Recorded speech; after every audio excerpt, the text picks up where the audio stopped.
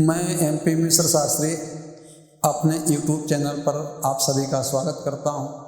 मित्रों, आशा करता हूं कि आप सभी लोग सुखी, संपन्न, प्रसन्न चित्त और खुशहाल होंगे।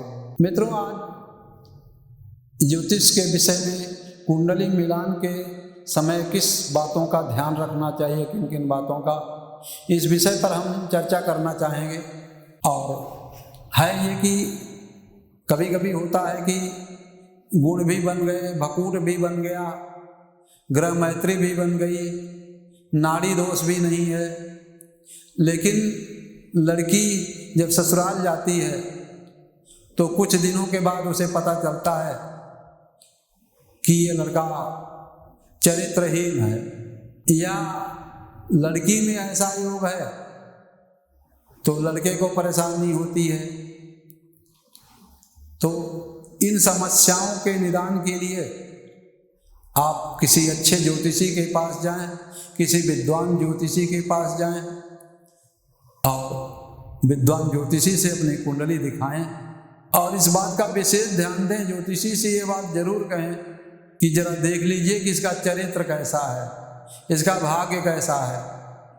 तो चरित्र कैसे देखेंगे, तो हम आपको बताते हैं कि देखिए, शुक्र जो है ये सुख का कारक है, पत्नी का कारक है। तो शुक्र को देखना जरूरी है। अगर शुक्र की मजबूती नहीं है, शुक्र पापी ग्रहों से ग्रसित है या शुक्र पर पापी ग्रहों की दृष्टि है, दोनों ही स्थिति में परेशानी होगी, जिसकी भी कुंडली में होगा। तो किसी ने लिखा है कि जाके बुध भृगु राहु संग, बुध और भृगु माने शुक्र, तो जाके बुध भृगु राहु संग सप्तम भाव विराज, लाहे सर्वदा राज सुख, होवे वेश्यावाद। तो बुध और शुक्र जिसके भी सप्तम स्थान में हैं, विराजमान हैं, वो सुखी और संपन्न तो होता है, लेकिन वो चरित्रहीन होता है। और अगर चरित्रहीन लड़का या चरित्रहीन लड़की मिल जाए तो जीवन नरक हो जाता है। तो इस नरक से निकलने का उपाय यह है कि कुंडली मिलान के समय ही इन बातों को देख लें और समझ लें, इसके बाद शादी का विचार बनाएं। दूसरा योग यह है कि शुक्र बृहस्पति पाप समेता, रहि मदन धन खष्ट निकेता, मनुज होई सो परत्रियगामी, संपत्ति सहित सुभगतन कामी।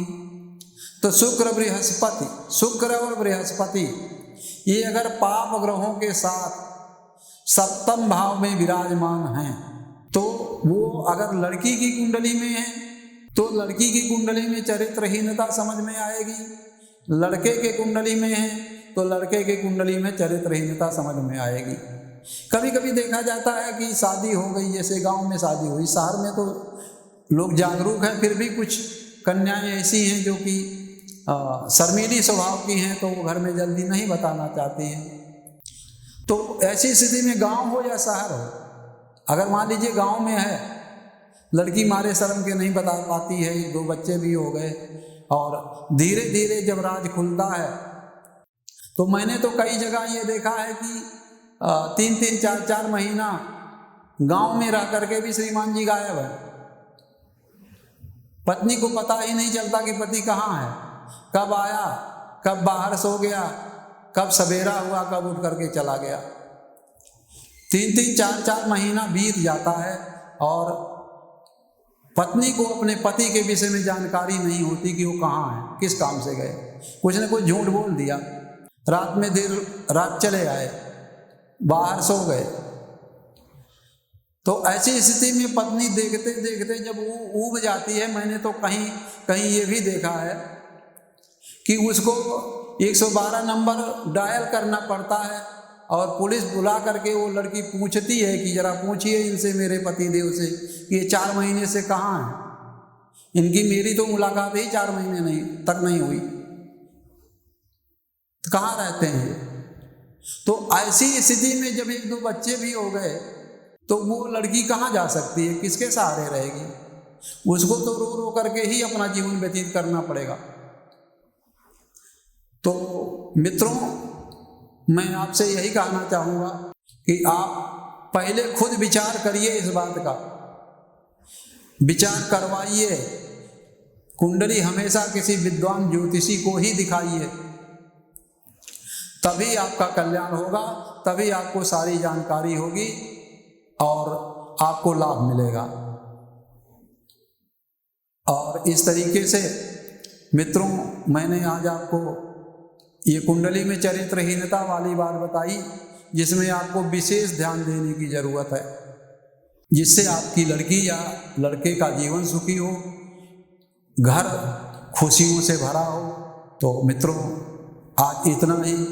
आगे दूसरे एपिसोड में देखेंगे और आपको कुछ नई बातें बताएंगे।